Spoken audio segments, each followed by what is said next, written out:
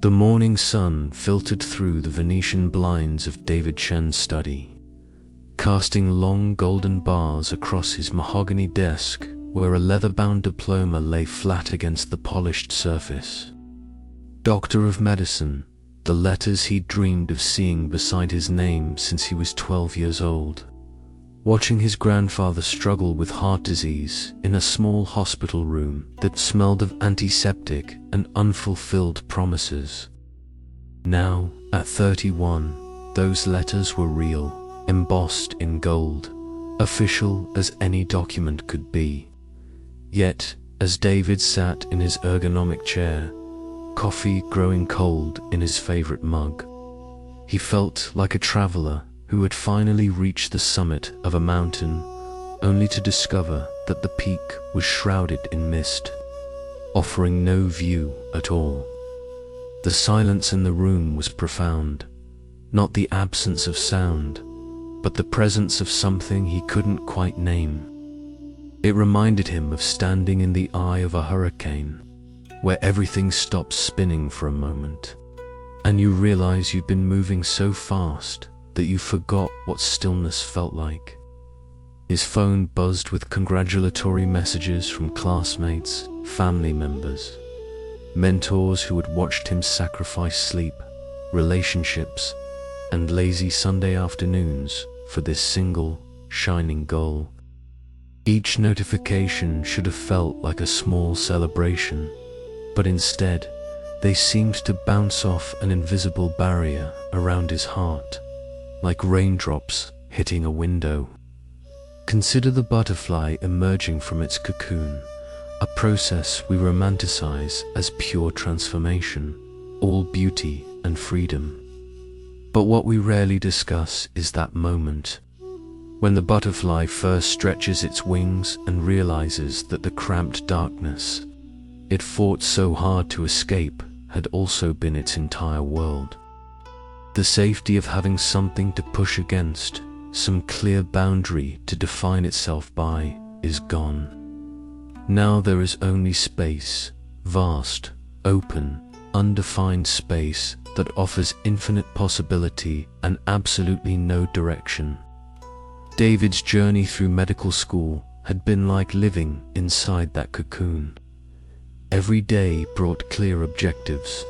Study for this exam, complete that rotation, impress this attending physician, survive the next sleepless night on call. His identity had crystallized around these challenges. He was David who was becoming a doctor, David who sacrificed everything for his dream. David who would save lives like the doctors COULDN, single quotes T save his grandfather. Each hardship had felt meaningful because it was leading somewhere specific, somewhere important, somewhere that would finally make sense of all the struggle. But meaning, it turns out, is a curious creature. Like a cat that purrs when you're petting it, but slips away the moment you try to hold it too tightly. Meaning seems to thrive in the pursuit rather than the possession. The textbooks David had memorized were still filled with the same life-saving information, but they no longer hummed with the electric urgency they'd held when he was chasing something. The stethoscope hanging round his neck felt heavier now, not with responsibility, but with completion. And completion, he was learning, could be just as disorienting as failure. His mother had called earlier that morning, her voice bright with pride that carried across 3 time zones from their small town in Oregon. "We're so proud of you, honey. Your father keeps showing your diploma to everyone at the grocery store." David had smiled and said all the right things, but underneath, the gratitude was something else. A gentle, persistent question that seemed to arise from the very center of his chest. If this was the destination he'd been traveling toward for nearly 2 decades, Why did it feel more like a rest stop than a homecoming? The afternoon light shifted, and David found himself remembering a story his grandmother used to tell about a young woman who spent years searching for a magical garden she'd heard about in childhood songs. She traveled through mountains and valleys, across rivers and deserts, asking everyone she met for directions to this place of perfect beauty and endless peace. Finally, an old sage pointed her toward a narrow path that led through a dense forest. "Follow this for 7 days," he said, "and you will find what you seek."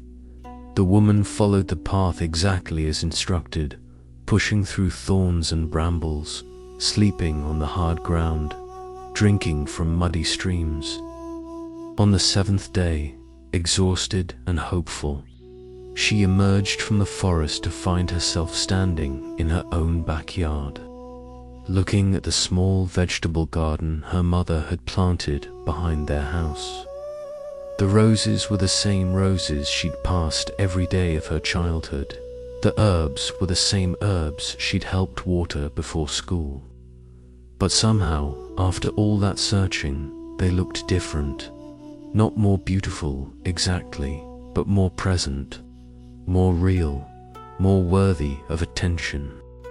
David understood now why his grandmother had always smiled when she finished that story, her eyes holding a mischievous twinkle. The garden hadn't changed. The woman's relationship to seeing had changed. The journey hadn't been about finding something new, but about developing the capacity to recognize what had always been there. Subscribe to the channel so you don't miss future chapters, and share in the comments how you're feeling. He pushed back from his desk and walked to the window, pressing his palm against the cool glass. Below, the city continued its eternal dance of movement, people hurrying to appointments, buses stopping and starting, construction crews building something new while somewhere else. Other crews were tearing something down, all of it purposeful, all of it heading somewhere, all of it part of the great collective story of becoming that he had just, in some mysterious way, stepped outside of. The feeling wasn't sadness, exactly, though it carried a melancholy undertone like a minor key played softly in the background of a major symphony. It wasn't disappointment either, though it held the same weightless quality that comes after you've been holding your breath for a long time and finally exhale. It was more like recognition, the way you might feel when you suddenly remember a dream you'd forgotten and realize it had been influencing your waking life in ways you never understood. Perhaps this was what his meditation teacher had meant when she spoke about the difference between satisfaction and fulfillment. Satisfaction, she'd explained, comes from getting what you want. Fulfillment comes from discovering what you actually need, and what David was beginning to understand, as the shadows lengthened across his study floor, was that what he actually needed might be something entirely different from what he had spent so many years wanting. The late afternoon air carried the scent of jasmine from the apartment building's courtyard, and for the first time in months, David noticed it.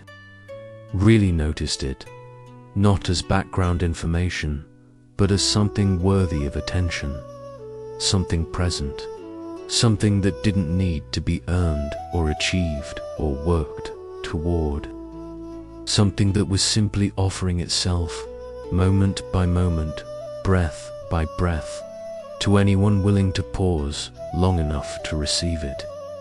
The rain had been falling steadily for 3 days when Alina Rodriguez found herself standing in the center of her new art studio. Surrounded by canvases, she no longer felt compelled to paint.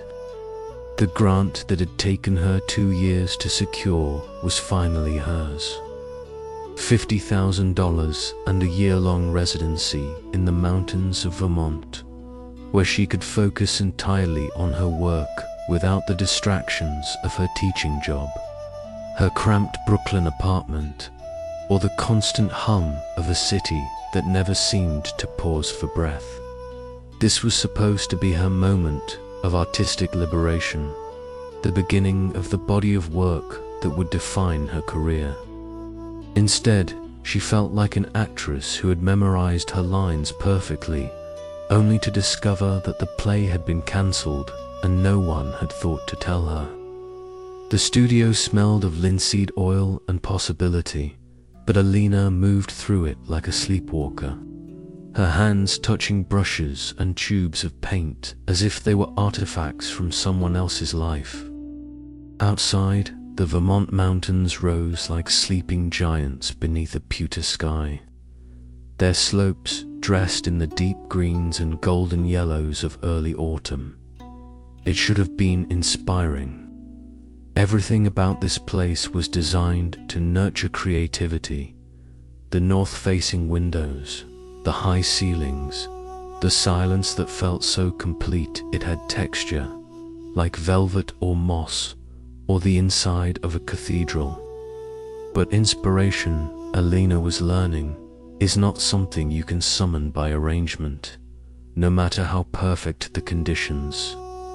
It arises from a marriage between preparation and mystery, and lately, the mystery seemed to have filed for divorce.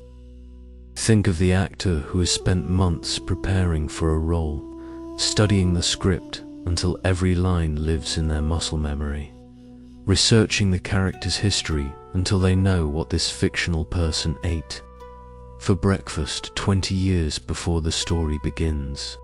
They know exactly how to stand, how to speak, how to gesture with their hands when they're nervous or excited or afraid.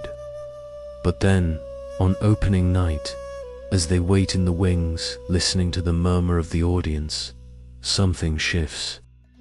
The character they've constructed so carefully begins to feel like an elaborate costume that no longer fits. Not because they've prepared incorrectly, but because they've prepared so thoroughly that they've forgotten how to be surprised by who they might become. Alina had built her entire identity around being an artist in pursuit. She was the woman who painted in her kitchen because she couldn't afford studio space, who mixed colors by candlelight when the electricity was shut off, who carried sketchbooks everywhere and saw potential compositions in fire escapes and subway platforms and the way shadows fell across her neighbor's laundry line. Her struggle had given her work urgency, authenticity, a raw honesty that gallery owners had begun to notice. She was Alina who overcame obstacles, Alina who turned limitation into innovation. Alina who proved that real art emerges from real life. But who was she when the obstacles were removed? Who was she when limitation was replaced by endless possibility? Standing in this beautiful, well-equipped studio with time stretching ahead of her like a blank canvas, she felt like a river that had suddenly lost its banks. Without something to push against, to flow around, to carve through, she didn't know which direction to move. The cottage she'd been provided was small but perfect, a bedroom with windows that framed the mountains like a living painting, a kitchen with herbs growing on the windowsill, a reading nook where she could curl up with books about color theory and the lives of painters she admired. But perfection, she was discovering, could be its own kind of prison. When everything is arranged for your comfort and success, there's nothing left to rebel against, nothing to transform through the alchemy of creativity. The friction that had always sparked her imagination was gone, leaving behind a smoothness that felt more like numbness than peace. Subscribe to the channel so you don't miss future chapters, and share in the comments how you're feeling. She made herself a cup of chamomile tea and sat by the window, watching the rain create abstract patterns on the glass. Each droplet followed its own path downward, some joining with others to form small rivers, some breaking away to travel alone. There was something hypnotic about this random choreography, something that reminded her of the way ideas used to move through her mind when she was too busy to chase them, arriving quietly, making themselves at home, waiting patiently to be noticed. In her previous life, and that's how she had begun to think of her time in Brooklyn. As a previous life, her paintings had emerged from the tension between what she wanted to create and what her circumstances allowed. She painted flowers because she couldn't afford a garden, cityscapes because she was trapped in them, portraits of strangers because she was lonely. Her art had been a conversation with limitation, a way of turning "I can't" into "what if I could." But here, in this place where she could paint anything, be anything, create anything, the conversation had stopped. Without the familiar pressure of constraint, her creative voice had gone quiet. The rain intensified, drumming against the roof with a rhythm that reminded her of the subway trains she used to ride home after late nights in her kitchen studio. She missed those trains, missed the way the rocking motion would lull her into a meditative state where colors would begin to swirl behind her closed eyelids. Compositions would arrange themselves without effort, and she would arrive at her stop with her sketchbook full of ideas she didn't remember having. What she was experiencing, Alina realized, was a kind of creative grief, not the sharp pain of loss, but the hollow ache that comes when something fundamental shifts, and you're not sure what's supposed to fill the space that's been opened. She had mourned the end of financial struggle, the end of having to fight for time and space to make art. But she hadn't prepared for what it would feel like when the fight was over and victory looked nothing like she had imagined. The tea warmed her hands as she held the mug, and she found herself thinking about the Japanese concept of wabi-sabi, the beauty found in imperfection, impermanence, incompleteness. Her Brooklyn paintings had embodied this philosophy without her realizing it. They were made from whatever materials she could afford, painted in whatever light was available, created in the stolen moments between responsibilities. Their beauty had come not from perfect conditions, but from her willingness to work within imperfect ones. Perhaps, Alina thought as she watched a cardinal land on the rain-soaked branch outside her window. The real artistic challenge wasn't learning to paint without obstacles. It was learning to paint without the identity she had constructed around overcoming obstacles. Maybe the person she needed to become wasn't the successful artist she had always envisioned, but someone she hadn't yet imagined. Someone who could create not from necessity, but from curiosity, not from limitation, but from abundance, not from the friction of struggle, but from the flow of permission. The cardinal shook the raindrops from its bright red feathers and took flight, disappearing into the grey afternoon. Alina watched until she could no longer see it, then turned back to her studio, where empty canvases waited like questions she didn't yet know how to ask. For the first time in 3 days, this didn't feel like a problem to be solved, but like a mystery to be lived. The lighthouse keeper's cottage sat at the edge of Maine's rocky coast, where Marcus Thompson had come to finish his novel after 15 years of writing in coffee shops, library corners, and the cramped spare bedroom of his Chicago apartment. The book deal he'd signed 6 months ago felt like a miracle, not just the advance money, though that had allowed him to take a leave of absence from his day job at the insurance company, but the validation that came with it. Someone believed his words were worth something. Someone thought his story deserved to be told. But now, sitting at the antique writing desk that faced the endless Atlantic, Marcus felt like a musician who had finally been invited to play Carnegie Hall, only to discover he'd forgotten how to hold his instrument.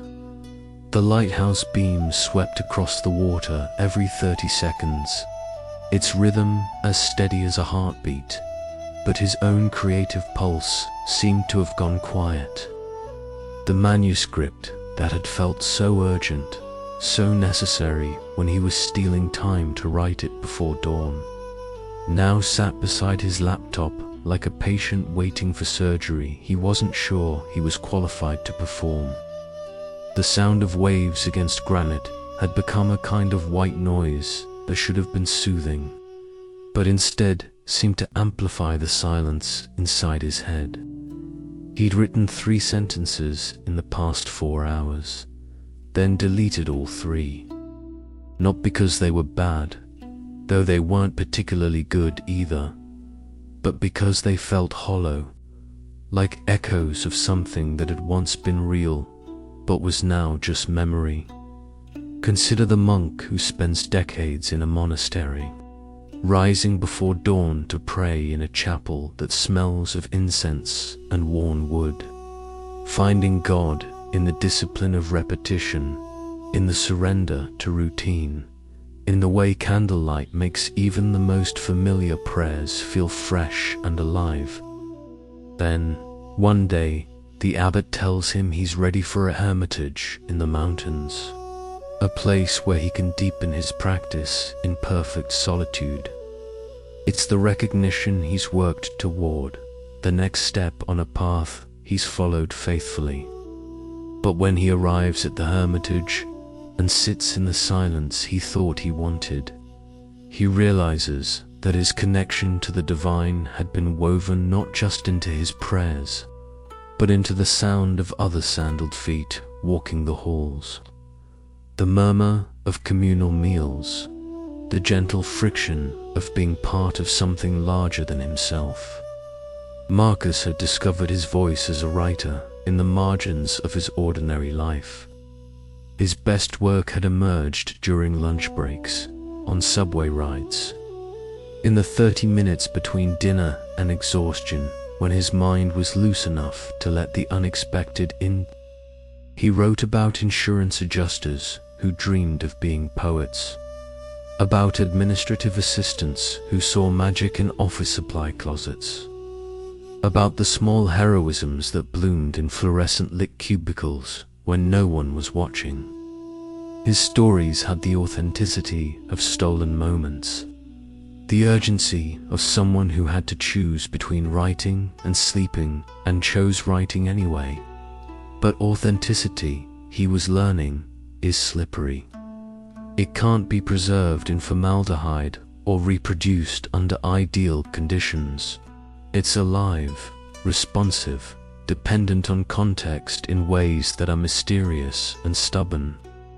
The voice that had emerged from constraint and struggle didn't know how to speak in this place of perfect writerly privilege, where he had all the time and space he'd ever dreamed of and absolutely no idea what to do with either. The cottage had been rented for 3 months, long enough, his agent had assured him, to finish the novel and maybe even start thinking about the next one. The previous tenant had left behind a collection of books about writing, their margins filled with underlined passages and exclamation points, evidence of someone else's hunger for the craft. Marcus had read them all in the first week, hoping to find some secret that would unlock his creative paralysis. But the advice felt like recipes for a dish he no longer had any appetite for. He pushed back from the desk and walked to the kitchen, where he made himself a sandwich with the kind of care and attention he used to reserve for important scenes. The bread was fresh from the local bakery. The tomatoes were from a garden he could see from his window. The cheese was aged to a sharpness that made his mouth water. In Chicago, he would have eaten this sandwich standing over the sink while mentally revising a paragraph. Here, he sat at the small table and actually tasted it. Noticed the way the flavors balanced against each other, felt the texture change as he chewed. It was a perfect sandwich, but it felt like a distraction from something he couldn't quite identify. The afternoon stretched ahead like an empty page, and Marcus found himself thinking about his father, who had worked the same factory job for 37 years and never once complained about the repetition. The noise, the way his hands smelled like metal even hours after he'd come home. Work is work, his father used to say when Marcus asked him if he ever got bored. The meaning is in doing it well, not in loving every minute of it. Marcus had always thought this was resignation, a kind of giving up. Now he wondered if his father had understood something about purpose that Marcus was only beginning to glimpse. The lighthouse beam swept past the window again, and Marcus watched a fishing boat making its way back to harbor, its wake cutting a straight line through the dark water. The boat's captain probably didn't think of himself as creating art, but there was something beautiful in the purposefulness of that wake, the way it announced, I was here. I was moving toward something that mattered. I left a trace of my passing. Perhaps, Marcus thought, the disillusionment he was feeling wasn't a problem to be solved, but a doorway to be walked through. Maybe the book he needed to write wasn't the book he'd imagined when he signed the contract, but something else entirely. Something that could only emerge from this particular kind of emptiness, this specific flavor of confusion. Maybe the story wasn't about the insurance adjuster who dreamed of being a poet, but about the writer who achieved his dream and discovered it wasn't what he thought he wanted. The idea felt both terrifying and strangely liberating. Terrifying because it meant acknowledging that everything he'd worked toward might need to be reconsidered. Liberating because it suggested that his creative paralysis wasn't a failure of imagination, but imagination trying to push him in a direction he hadn't expected to go. He returned to his desk and opened a new document, the cursor blinking like a tiny lighthouse in the white space of possibility. Instead of trying to continue the novel that had brought him here, he began to write about this moment, the sound of waves against stone, the weight of expectation, the strange grief that comes when you get exactly what you asked for and realize you may have asked for the wrong thing. The words came slowly at first, then with increasing confidence, as if they had been waiting patiently for him to stop trying so hard to be the writer he thought he should be, and start being the writer he actually was.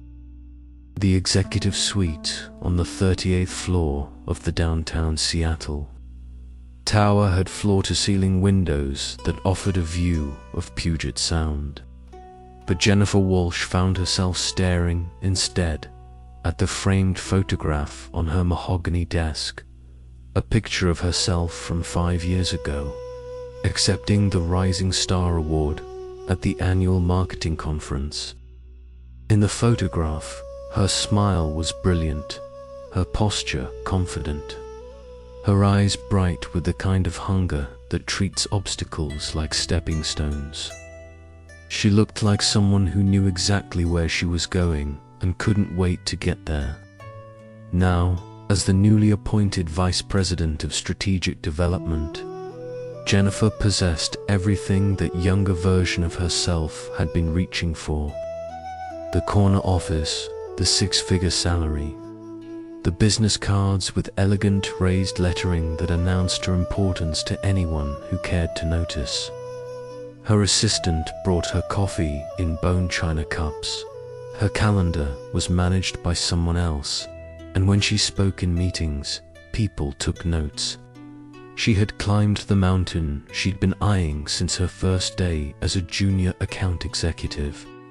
But the view from the summit was nothing like the vista she'd imagined. The hunger that had driven her upward through the corporate hierarchy, that gnawing, restless energy that turned every setback into fuel for the next attempt, had simply vanished. Not gradually, not with fanfare, but quietly, like a flame that goes out when you're not paying attention. She felt like a shark that had suddenly forgotten how to swim, sinking slowly through waters that had once been her natural element. The previous evening, she'd attended a charity gala where former colleagues congratulated her on her success, their voices warm with the kind of admiration she used to crave. But as she smiled and accepted their praise, Jennifer felt like an actor who had forgotten her motivation for the role, going through the motions of a performance that no longer made sense to her. The dress that should have made her feel powerful felt like a costume from someone else's life. And the champagne tasted flat despite being from a bottle that cost more than she used to spend on groceries in a month. Imagine a hummingbird that has spent its entire existence in motion, wings beating thousands of times per minute, darting from flower to flower in a perpetual dance of survival and sustenance. The bird's identity is movement, purpose, the constant seeking of nectar that keeps it alive and airborne. But what happens when the hummingbird finally finds a garden so abundant that it no longer needs to search? When every flower offers more sweetness than it could consume in a lifetime? The bird might hover in confusion, its very essence built around scarcity now, meaningless in the face of abundance. Jennifer had always been the hummingbird, her career built on the elegant choreography of want and achievement. Each promotion had been nectar that sustained her long enough to spot the next flower, the next opportunity, the next rung on the ladder that stretched endlessly upward. The wanting itself had become a kind of identity. She was Jennifer who was going places, Jennifer who wouldn't settle, Jennifer dash who dash turned dash every dash no dash into dash a dash more dash determined dash yes. But success, when it finally arrives in its full regalia, can be a peculiar beast. It doesn't announce itself with trumpets or transformation scenes. It simply replaces the familiar ache of wanting with an unfamiliar absence that feels neither good nor bad, but strangely neutral. Like walking into a room where music has been playing so long you stopped noticing it, only to realize the sudden silence when someone finally turns it off. Her assistant knocked softly and entered with the afternoon reports, arranging them on Jennifer's desk with the kind of deference that should have felt satisfying but instead felt like an elaborate joke she wasn't in on. The numbers were good, better than good, actually. The campaign she'd launched before her promotion was exceeding all projections, and the clients were thrilled with results that would probably earn her another award to add to the collection gathering dust in her apartment. But the satisfaction that should have accompanied these victories felt borrowed from someone else's emotional vocabulary. She could recognize that the numbers were impressive, could appreciate the elegant efficiency of strategies that were working exactly as designed, could even feel a distant pride in the team she'd built and trained. but the joy, the rush, the sense of vindication that had once made every small victory feel like champagne in her veins, that was simply absent, as if someone had performed surgery on her ambition while she slept. Jennifer walked to the window and pressed her palm against the cool glass, watching the ferries move across Elliott Bay like patient shuttles between one shore and another. The people on those ferries were going somewhere, home from work, perhaps, or across the water to visit family, or simply taking the scenic route because they enjoyed the feeling of movement across water. Their travel had purpose, direction, a clear relationship between departure and destination. She envied them their simple geometry of movement, their uncomplicated relationship with the concept of getting somewhere. When had her own sense of direction become so muddled? When had achievement started to feel like arriving at a party where everyone else seemed to be having more fun? The Buddhist concept of the hungry ghost drifted through her mind. Beings with enormous appetites and tiny mouths, condemned to eternal dissatisfaction, not because food doesn't exist, but because they can never consume enough to feel full. But Jennifer's situation felt like the opposite problem. She had finally learned to eat properly, had acquired the resources to satisfy any appetite, and discovered that she was no longer hungry. The problem wasn't scarcity, it was the absence of desire itself. Her phone buzzed with a text from her sister in Portland. Saw your promotion announcement in the Business Journal. So proud of you. When you have time, would love to hear how you're feeling about everything. The question hung in the air like incense. When you have time, would love to hear how you're feeling about everything. As if feelings were scheduled appointments.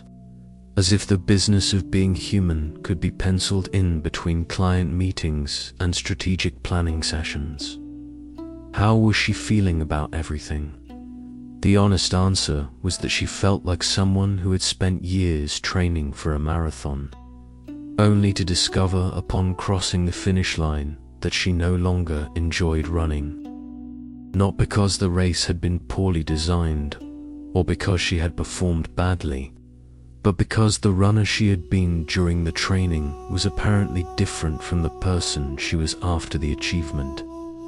The late afternoon light slanted through her office windows, casting long shadows across the Persian rug that had come with the promotion.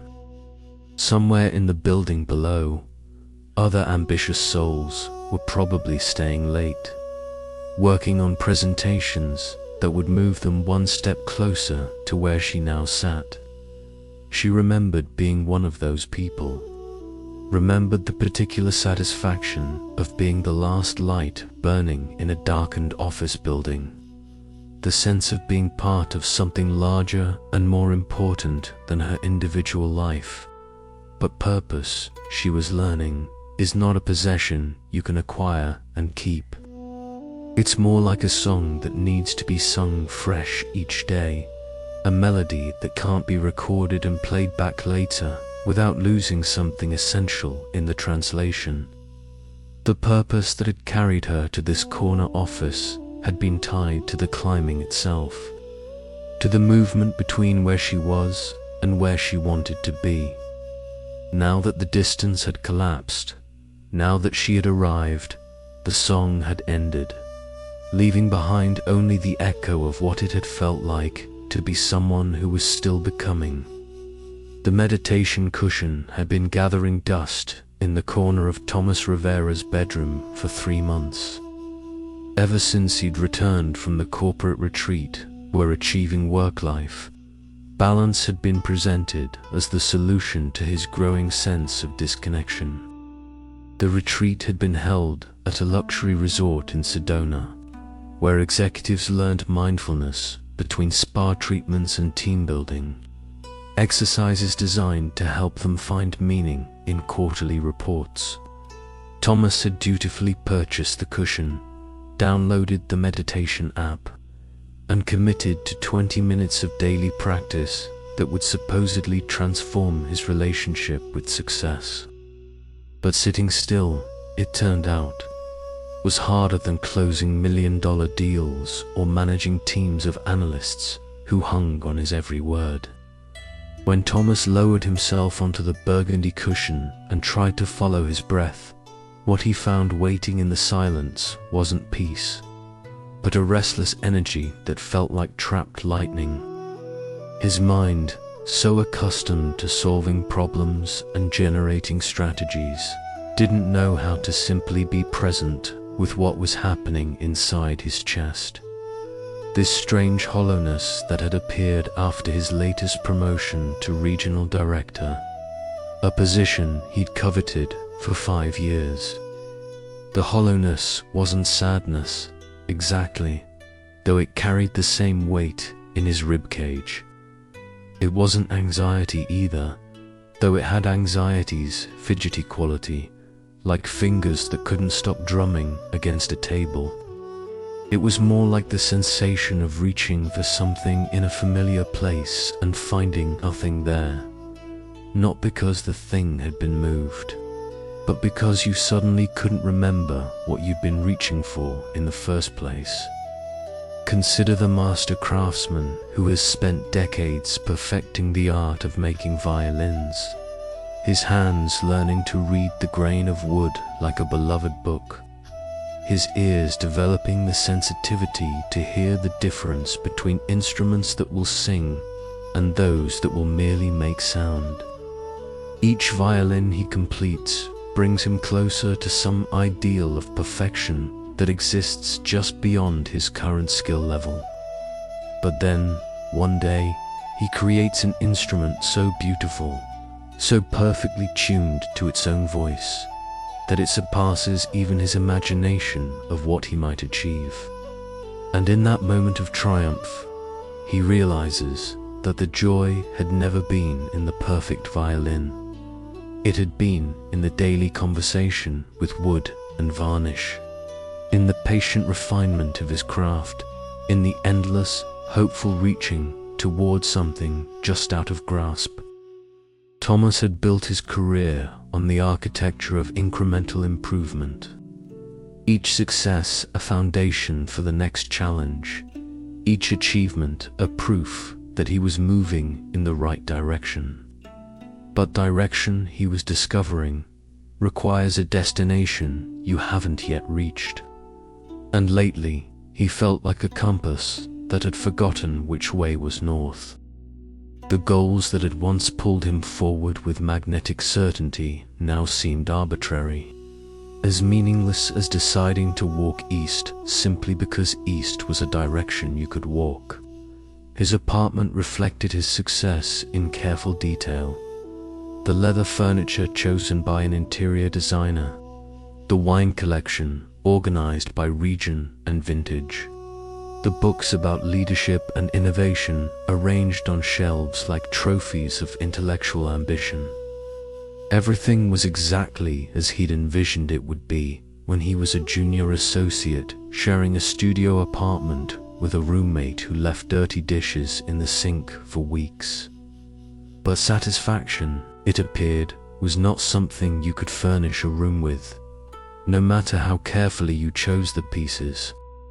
The meditation app offered guided sessions with names like Finding Purpose and Embracing Success, but Thomas found the instructor's soothing voice irritating rather than calming, like being told to relax by someone who had never felt the particular texture of his restlessness. The breathing exercises that were supposed to center him only made him more aware of how shallow his breath had become, how much of his day he spent holding it without realizing, as if he were perpetually bracing for impact from a collision that never came. So instead of following the guided meditations, Thomas began to simply sit with the discomfort, the way you might sit with a difficult relative who has come to visit, not trying to change them or make them leave, but acknowledging their presence and learning to coexist in the same space. The restless energy in his chest was real as his heartbeat or the sound of traffic outside his windows. And perhaps it deserved the same kind of attention he gave to quarterly projections or market analysis. What he discovered in this patient sitting was that the hollowness had layers, like an archaeological site where different eras of his ambition had left their traces. There was the 18-year-old who had worked nights at a restaurant while taking business classes during the day, driven by a hunger that felt as urgent as physical appetite. There was the 25-year-old who had worn his only good suit to job interviews, practicing his handshake in the mirror and rehearsing answers to questions about his 5-year plan. There was the 30-year-old who had sacrificed relationships and weekends to prove he was indispensable, who had measured his worth in billable hours and client retention rates. Each of these versions of himself had been sustained by a clear sense of what was missing and what needed to be acquired to fill that lack. But Thomas at 37 had acquired everything his younger selves had dreamed of, and the hunger that had driven them upward through the corporate hierarchy had simply evaporated, leaving behind a space that felt both empty and somehow sacred. The realization came to him not as a dramatic insight, but as something that had always been true and was finally being acknowledged. The chase itself had been the destination, the reaching, the striving, the daily recommitment to becoming someone slightly more successful than he had been the day before.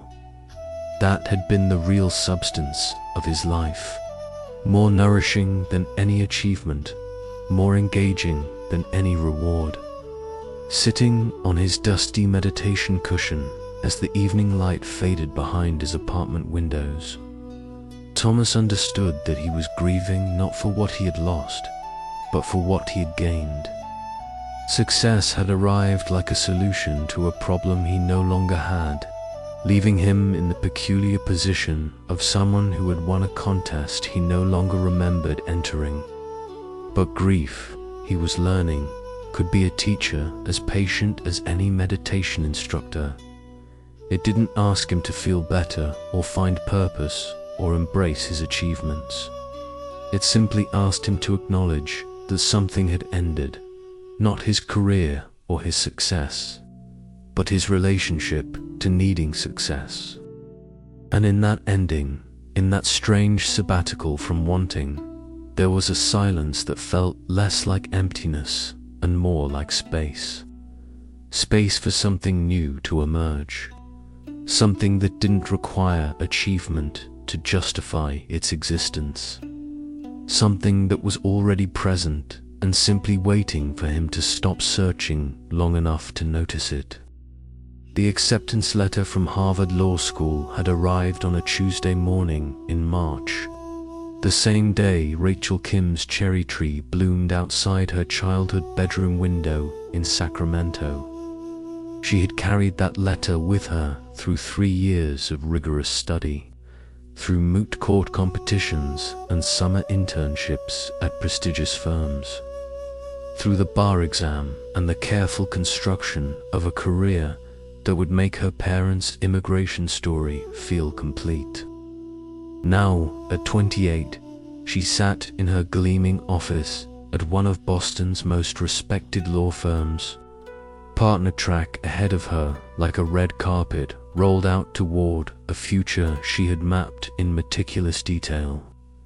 But the story she had been telling herself about this future, the narrative that had sustained her through sleepless nights and impossible course loads, had begun to feel like clothes that no longer fit.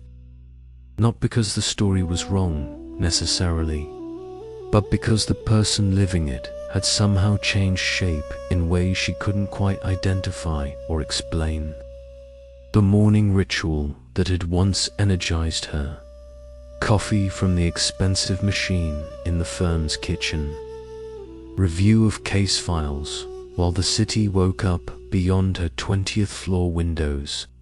The satisfaction of solving complex legal puzzles before most people had finished breakfast now felt mechanical, like playing a piece of music she had memorized so thoroughly that her fingers moved without any input from her heart.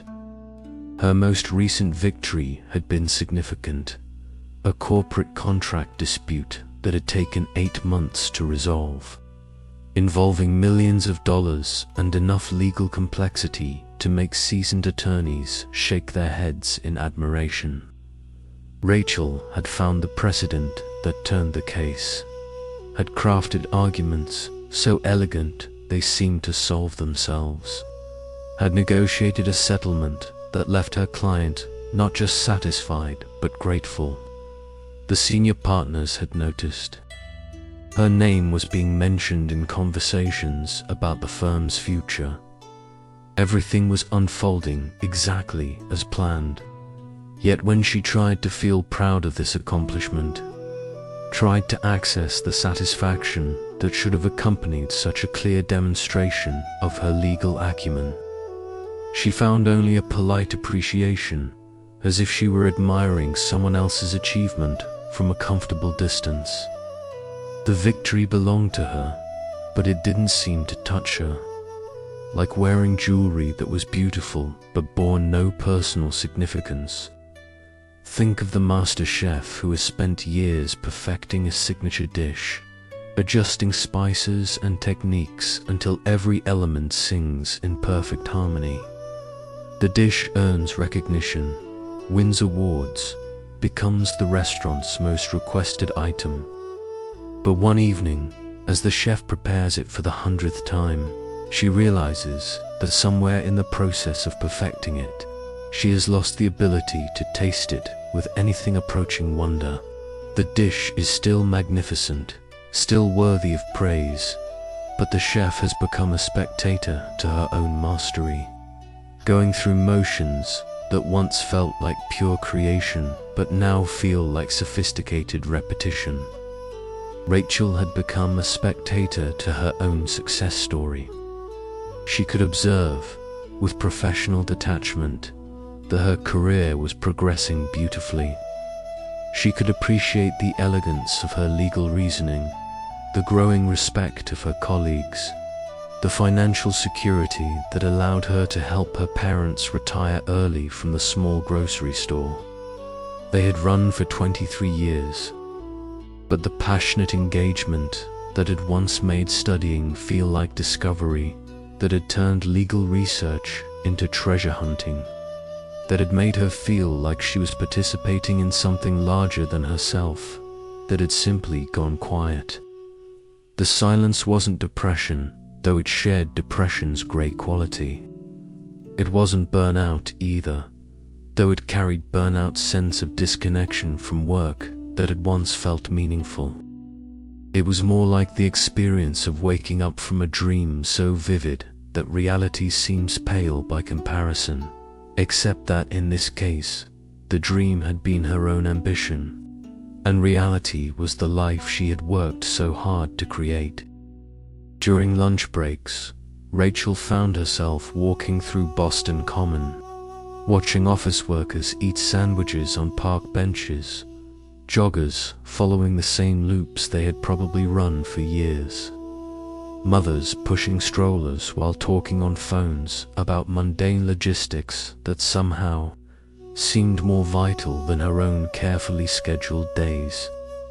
There was something in these ordinary scenes that her successful life seemed to be missing, not drama or excitement, but a quality of presence she could observe but couldn't quite access. She remembered a conversation with her law school roommate, Amanda, who had dropped out after the first year to become a high school teacher. At the time, Rachel had been baffled by Amanda's decision to abandon the prestige and financial potential of a legal career for what seemed like a lateral move into ordinariness. But Amanda had tried to explain something about feeling called to work that didn't require her to become someone other than who she was. Work that felt like an extension of her natural way of being in the world rather than a performance of who she thought she should become. Rachel hadn't understood then, but sitting in her office as the afternoon light slanted through windows that offered views of a city where she had achieved everything she had set out to achieve, she began to glimpse what Amanda might have meant. The law career that had once felt like a perfect fit now felt like an elaborate costume she had learned to wear, so convincingly that she had forgotten she was wearing it at all. The realization brought with it a kind of vertigo, as if she had been climbing a mountain for years only to look up and discover she was on the wrong peak entirely. Not wrong in any objective sense, it was a beautiful mountain, challenging and worthy of respect, but wrong for reasons that had nothing to do with logic and everything to do with some internal compass she had been ignoring while she followed the external directions that had brought her to this place. Her parents called that evening, their voices bright with pride as they asked about her latest case, about the partnership track, about the life they had sacrificed to make possible. Rachel gave them the updates they wanted to hear, shared the victories that would allow them to tell their friends about their daughter, the successful lawyer. But underneath the conversation was a question she didn't know how to ask. What do you do when the dream you achieved isn't the dream you're living? After the call ended, Rachel sat in her apartment, tastefully furnished, perfectly located, everything chosen to reflect the success she had attained, and felt like an actor who had become so identified with a role that she could no longer remember who she had been before the performance began. The story of Rachel Huby Camellia was complete, satisfying in all the ways that good stories should be. But the person living inside that story felt like a stranger, someone she had met briefly years ago and then lost touch with entirely. Perhaps, she thought as she prepared for bed in the bedroom that belonged to the successful lawyer she had become, the narrative that had carried her this far wasn't wrong. It was simply finished. And finished stories, no matter how beautifully crafted, eventually need to make room for new ones. Stories that haven't yet been written and can't be planned. Stories that emerge from whoever she might be when she stops being the person she had worked so hard to become. The recording studio that Michael Chen had dreamed of owning since he was 15 years old sat before him like a temple to possibility. Its soundproof walls lined with equipment that represented decades of technological evolution and several months of his advance from the record deal that had changed everything. The mixing board alone had cost more than he used to make in a year, its hundreds of knobs and sliders offering infinite variations on the themes that had been swimming in his head since he first picked up a guitar in his childhood bedroom above his parents' restaurant. But possibility, Michael was learning, could be as paralyzing as limitation had once been liberating. In his cramped apartment studio, surrounded by second-hand equipment, held together with electrical tape and hope, he had created the album that caught the attention of industry executives who spoke in numbers he'd never imagined applied to his music. The constraints of that small space had forced innovation. He had learned to make drum sounds from cardboard boxes, had recorded vocals in a closet lined with winter coats, had mixed entire songs through headphones because he couldn't afford proper monitors. Now, sitting in his professional studio at 3 a.m, surrounded by pristine equipment that could capture every nuance of sound with crystalline clarity, Michael felt like a painter who had been given access to every color in the spectrum and suddenly forgotten how to see. The songs that had once flowed from him like water from a spring had dried up, replaced by a meticulous self-consciousness that analyzed every note before allowing it to exist. The album he was supposed to be recording, the follow-up that would determine whether his success had been a fluke or the beginning of a sustainable career, remained stubbornly unborn. He had fragments, pieces of melodies that sounded promising in isolation, but refused to coalesce into anything resembling complete thoughts. It was as if his creativity had been intimately connected to struggle, to the friction between what he wanted to create and what his circumstances allowed. And now that the friction had been removed, the spark had gone out. Consider the river that cuts its path through a landscape of obstacles, boulders that force it to curve and dance, narrow passages that concentrate its power, waterfalls where it learns to surrender to gravity and trust in its own resilience. The river's beauty comes not from smooth sailing, but from its conversation with resistance, the way it transforms obstacles into opportunities for grace. But what happens when the river reaches the delta, where the land flattens and the obstacles disappear? It spreads wide and shallow, its focused energy dissipating into countless meandering channels that lose themselves in the vastness of what's possible. Michael's musical voice had been forged in the delta of limitation. Every song on his breakthrough album had been shaped by what he couldn't do as much as what he could.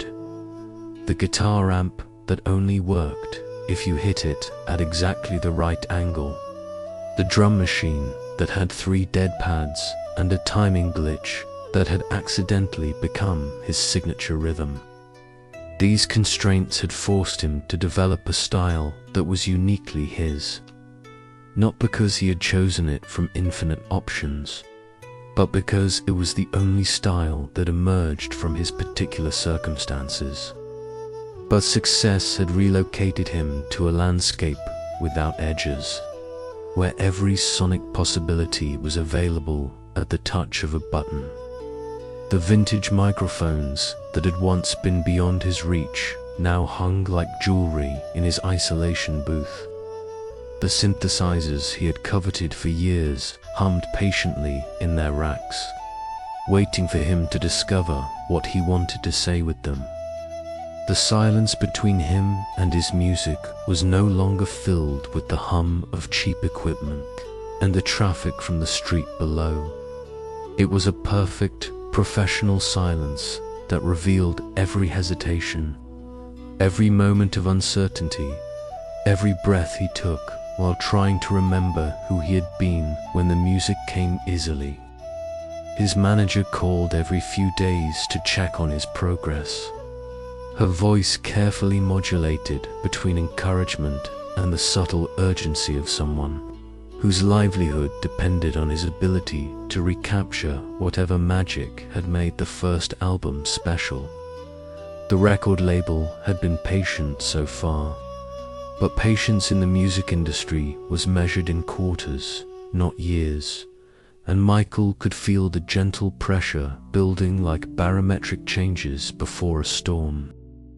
He had tried everything: meditation, collaboration with other artists, deliberately using inferior equipment to recreate the constraints that had once been involuntary. But inspiration, he was discovering, is not a technique that can be reverse engineered. It's more like a wild animal that approaches when you're not looking for it and disappears the moment you try to capture it. The harder he worked to access the creative state that had once been his natural habitat, the more elusive it became. Late at night, after hours of staring at the blank digital canvas of his recording software, Michael would sometimes walk through the city where he had once busked on street corners for coffee money. The corners were still there, still populated by musicians who played with the desperate vitality he remembered. Their guitar cases open like small altars to the possibility of connection.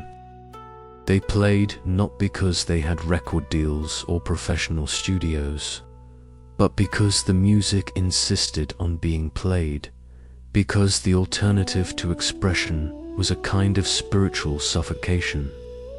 Watching them, Michael felt like someone who had graduated from a place he still loved, who had achieved everything he'd thought he wanted, but found himself homesick for the struggle that had shaped him.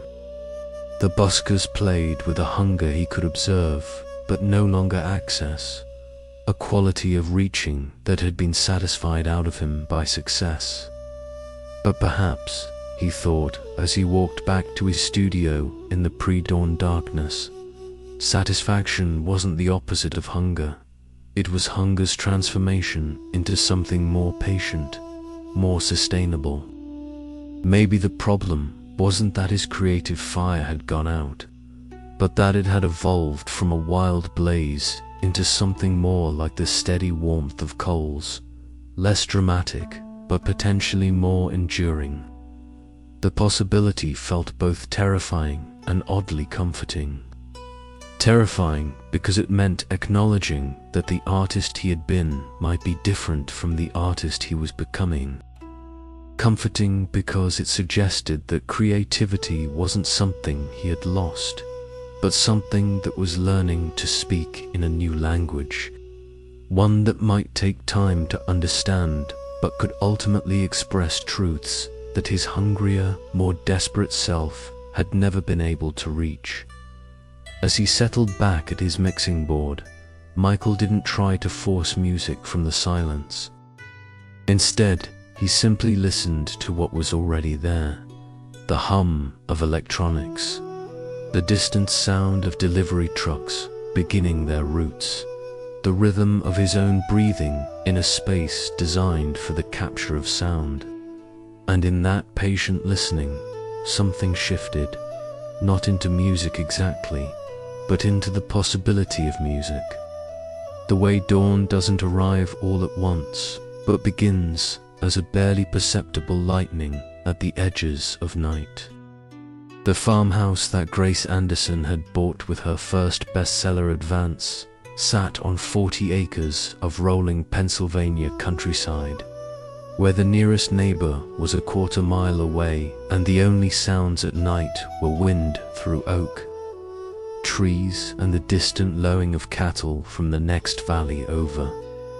She had chosen this place deliberately, after years of writing in cramped city apartments where the characters in her novels had to compete for attention with sirens and construction noise and the constant hum of other people's lives bleeding through thin walls.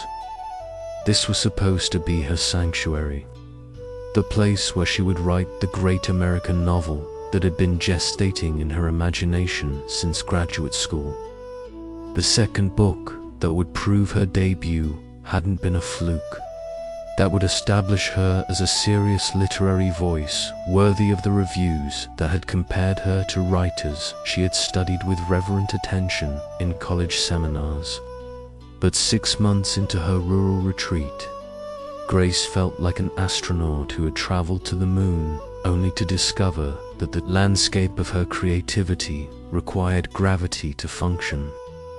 The weight of expectation pressed down on her with a force that felt almost physical, as if the very air in her writing room had become denser since the success of her first novel. That book had emerged from the chaos of her 20s, like a flower pushing through concrete, written in stolen hours between her job at the bookstore and her shifts waiting tables, composed on buses and in coffee shops, and during the liminal moments before sleep, when her conscious mind relaxed enough to let the deeper currents flow. But success had given her everything she thought she needed to write better time, space, financial freedom, recognition, and somehow subtracted the very conditions that had made writing possible in the first place. The urgency that had once driven her to capture thoughts before they disappeared into the demands of survival had been replaced by a luxurious patience that felt more like paralysis than creative maturity. Consider the pearl diver who spends her life plunging into dark waters, her lungs burning as she searches the ocean floor for the treasures hidden in shells that guard their secrets jealously. Each dive is a conversation with mortality, a race between the treasure hunter's need for air and her desire for the perfect pearl. The danger sharpens her senses, makes every moment underwater precious and focused. But imagine if that diver suddenly acquired the technology to breathe underwater indefinitely. If the pressure and the urgency and the intimate relationship with risk were removed from the equation, would she still be a pearl diver? Or would she become something else, an underwater tourist? Perhaps someone who could observe the ocean floor with perfect safety but had lost the essential hunger that made diving feel like life itself. Grace had been a pearl diver of experience, collecting fragments of overheard conversation, stolen glimpses of private moments, the particular quality of light that fell through the windows of the bookstore on rainy afternoons. Her first novel had been built from these stolen treasures, assembled during the brief windows when she could surface from the demands of economic survival and arrange her findings into something resembling art. But the farmhouse had made her a tourist in her own creative process. She could observe herself trying to write with the detached interest of someone watching a documentary about writers. But the immediate, almost physical need that had once driven her to the page was nowhere to be found. The notebook that had once been an emergency kit for capturing fleeting insights now felt like a prop from someone else's performance. The reviews of her first book were framed on her office wall, thoughtful, generous assessments that had used words like promising and distinctive voice and important new talent. They were meant to be encouraging, evidence that her work mattered to people beyond her immediate circle of friends and family.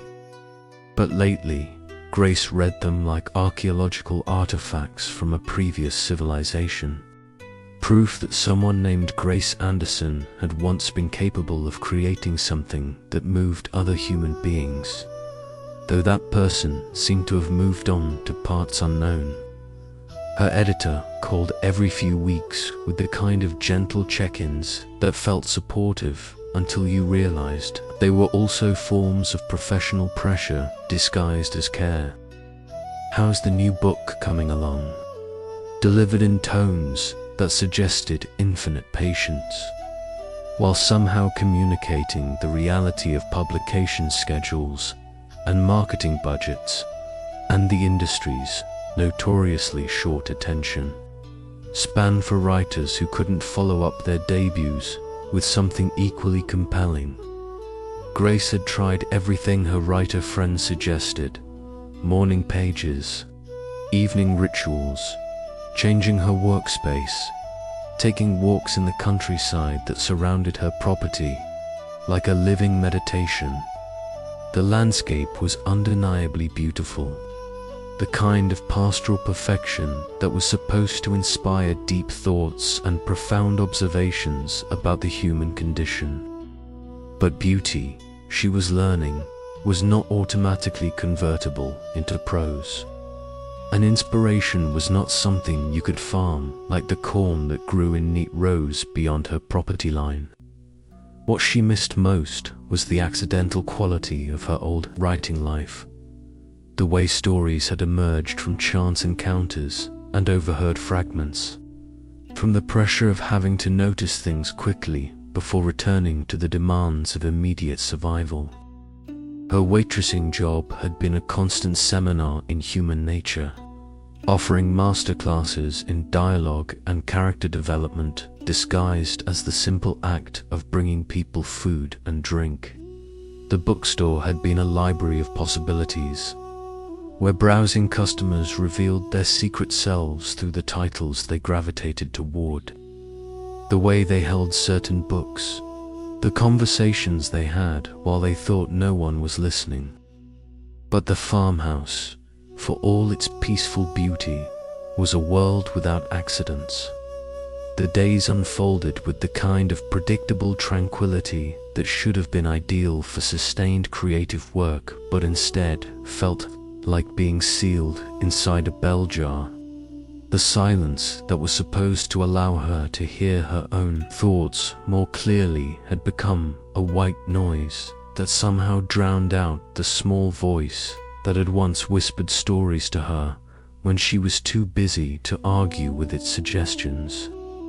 Late at night, Grace would sometimes drive into town just to sit in the diner where the night shift workers gathered between jobs, where the conversations were about overtime and childcare and whether the local factory would survive another round of layoffs. These were her people, the people her first novel had been about. But now she felt like an anthropologist studying a culture she had once belonged to, someone who could observe and appreciate but no longer inhabit the particular urgency that made ordinary life feel like material for art. Perhaps, she thought as she drove back to her farmhouse through countryside that looked like a painting in the moonlight, the problem wasn't that she had lost her ability to write, but that she had outgrown the writer she had been without yet discovering who she might become.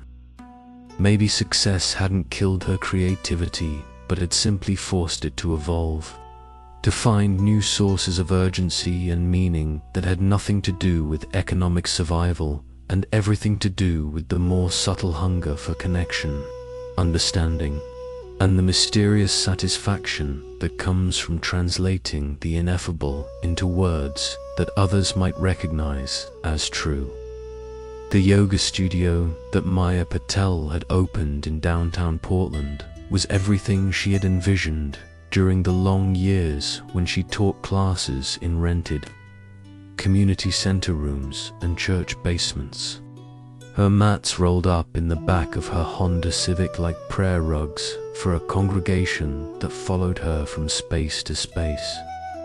The hardwood floors gleamed under soft lighting. The walls were painted the color of early morning sky, and the large windows offered views of the city park where cherry trees bloomed each spring in clouds of pink and white that her students could contemplate during final savasana.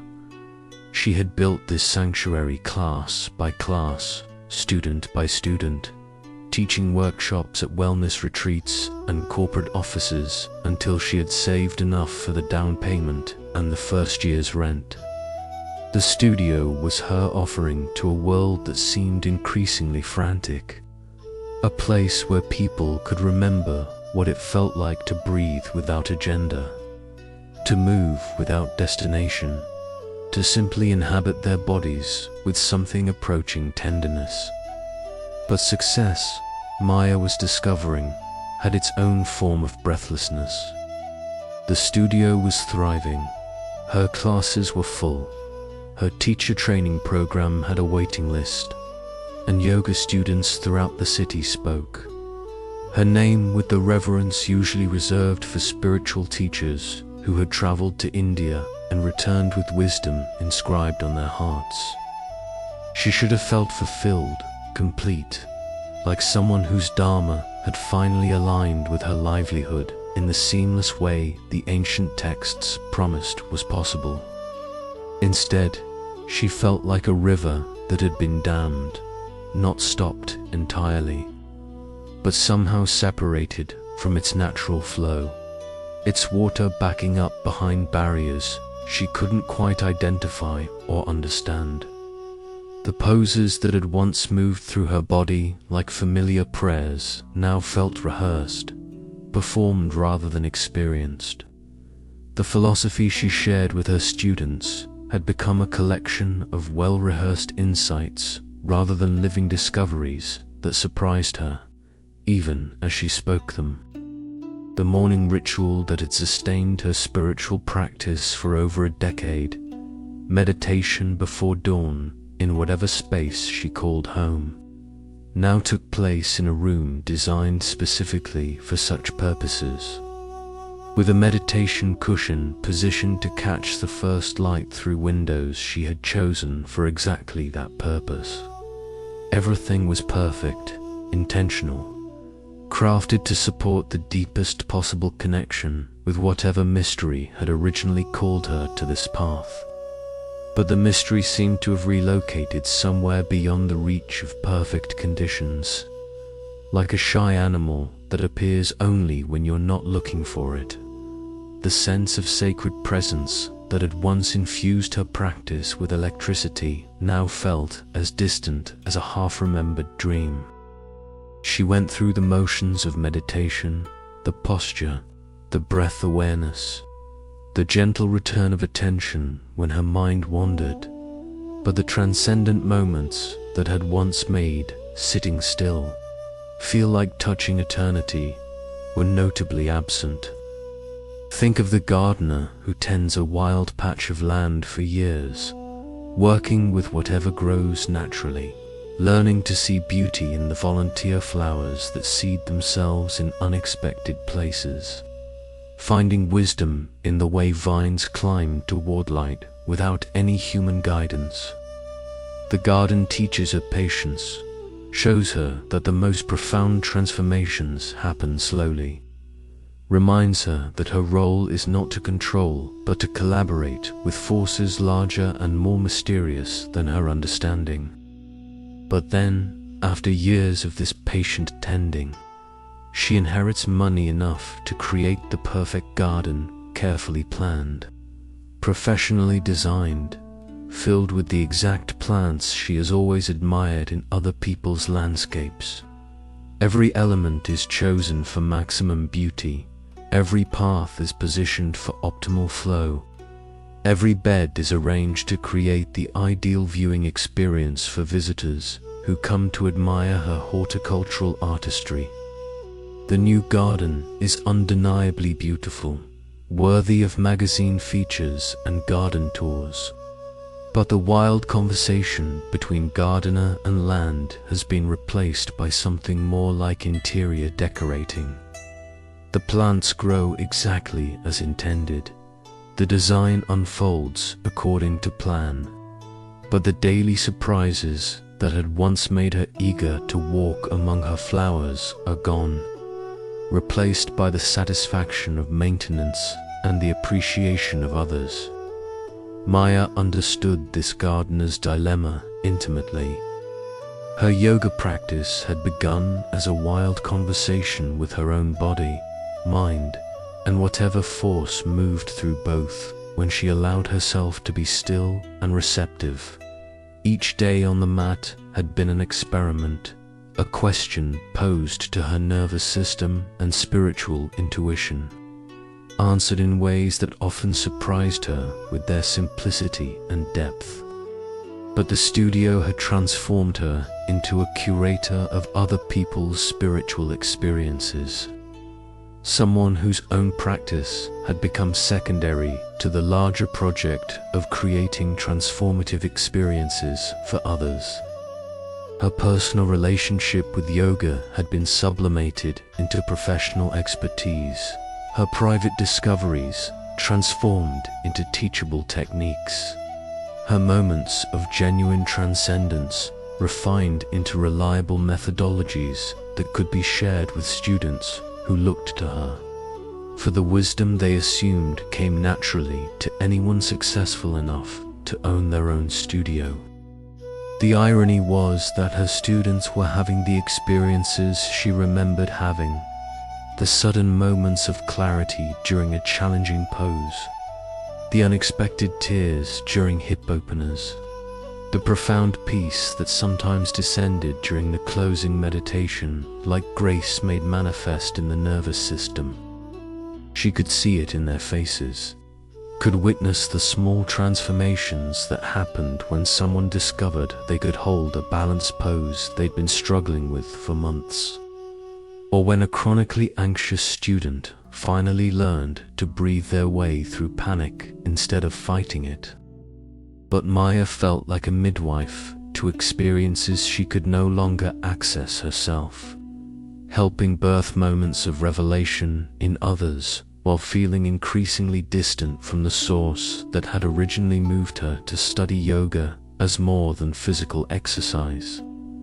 The postures that had once been doorways into mystery now felt like familiar rooms she was showing to tourists, beautiful and meaningful, but no longer capable of surprising her with undiscovered corners. Her teacher had warned her about this during her certification training, had spoken about the difference between practicing yoga and teaching yoga, about how the public sharing of spiritual insights could sometimes drain them of their private potency. At the time, Maya had nodded politely while secretly believing that her love for the practice was too deep to be diminished by sharing it with others, too rooted in genuine experience to be threatened by professional success. But love, she was learning, was more complicated than she had understood, like a song that loses its magic when you play it too often, or a poem that becomes less moving the more times you recite it to audiences. Even the most authentic spiritual experiences could be worn smooth by repetition, polished into performance, until the rough edges that had once caught on her heart were buffed away. Perhaps, Maya thought as she prepared for her evening class, the spiritual journey wasn't meant to be a straight line from seeking to finding, but something more cyclical, more like the seasons that returned year after year in familiar patterns while somehow always offering new variations on eternal themes. Maybe what felt like loss was actually transformation, the way a tree must release its leaves to make room for new growth, trusting that what appears to be dying is actually part of a larger rhythm of renewal that operates beyond the tree's ability to understand or control. The corner office of the architectural firm where Benjamin Foster had worked for 12 years looked out over the city skyline he had helped reshape, one gleaming tower at a time.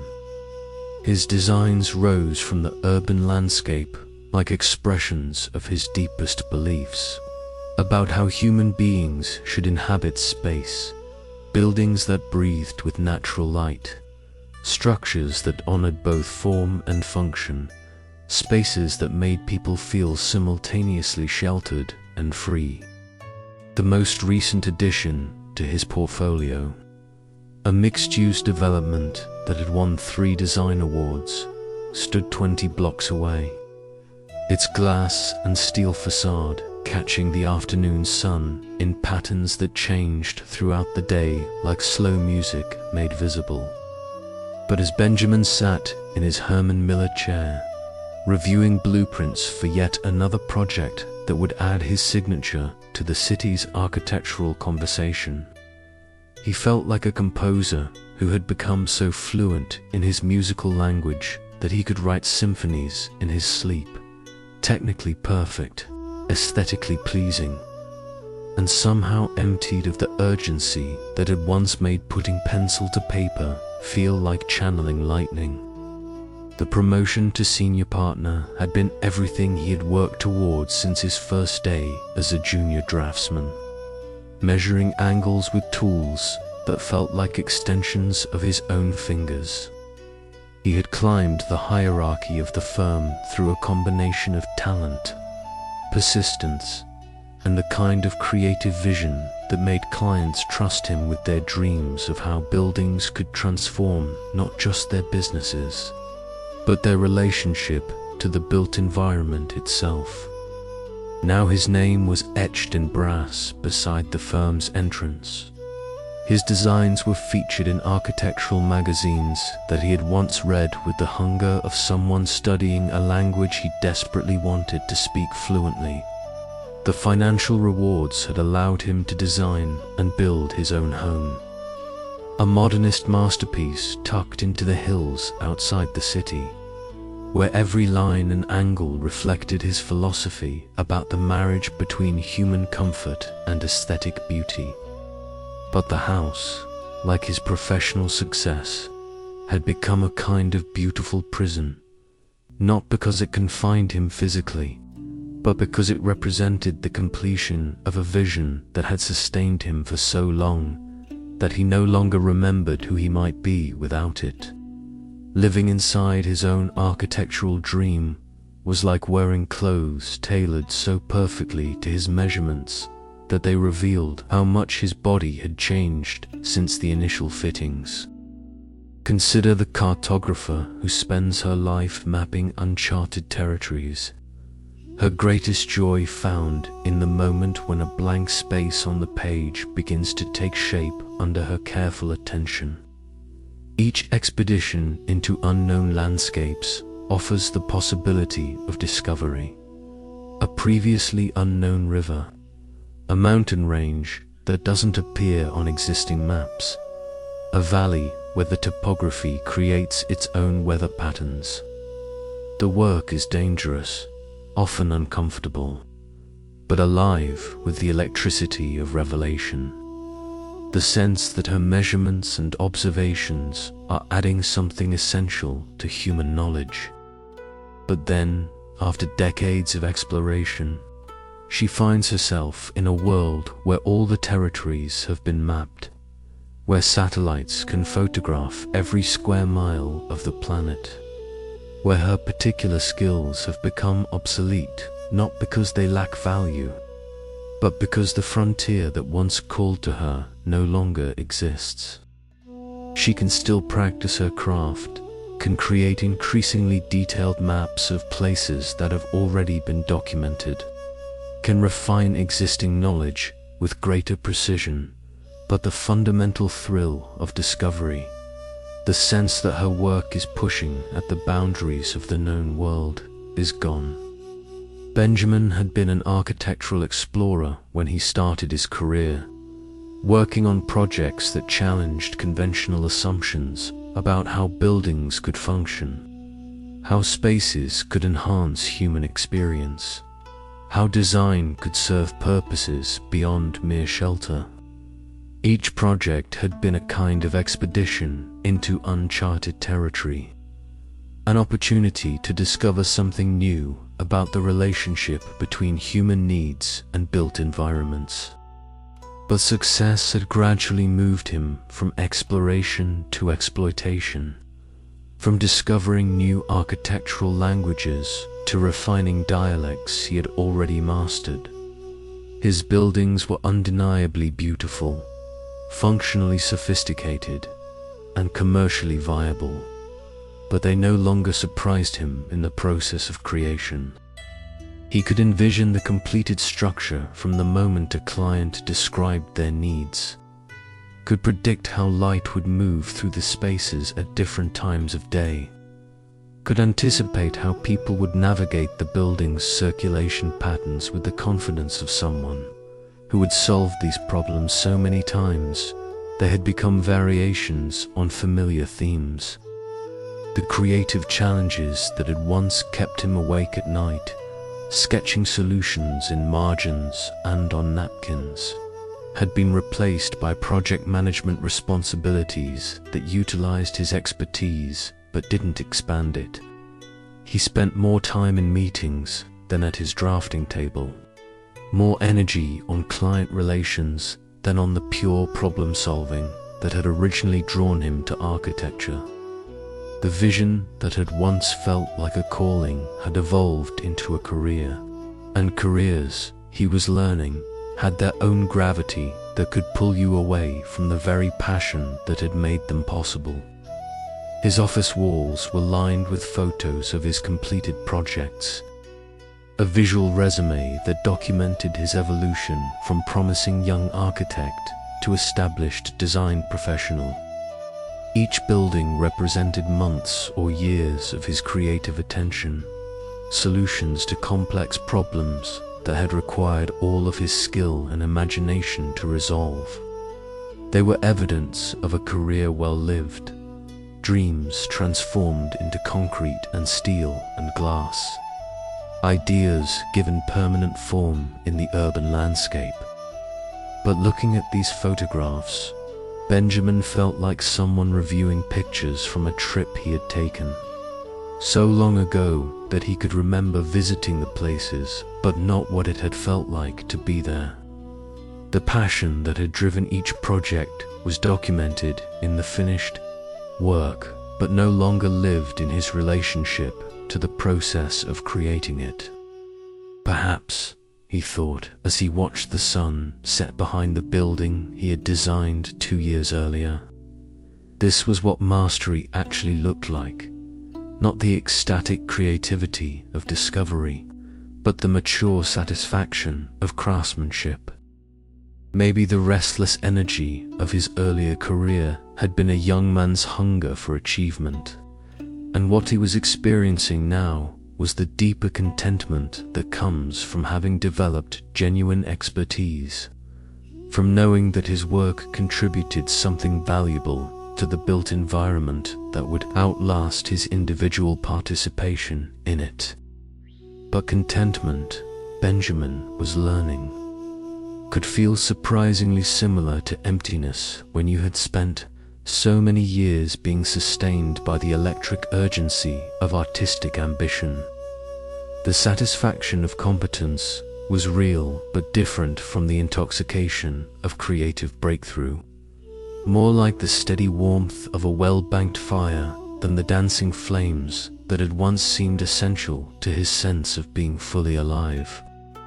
As the city lights began to flicker on in the buildings that created the skyline he knew so intimately, Benjamin wondered if this transition from passion to mastery was something to be mourned or celebrated, whether the architect he was becoming was a maturation of the architect he had been, or someone entirely different who happened to be living in the same career, practicing the same profession, but drawing from a completely different source of motivation and meaning.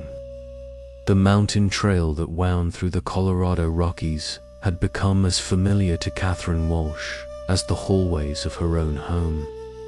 Each switchback and overlook mapped in her muscle memory from 7 years of weekend hikes that had evolved from casual recreation into something approaching pilgrimage.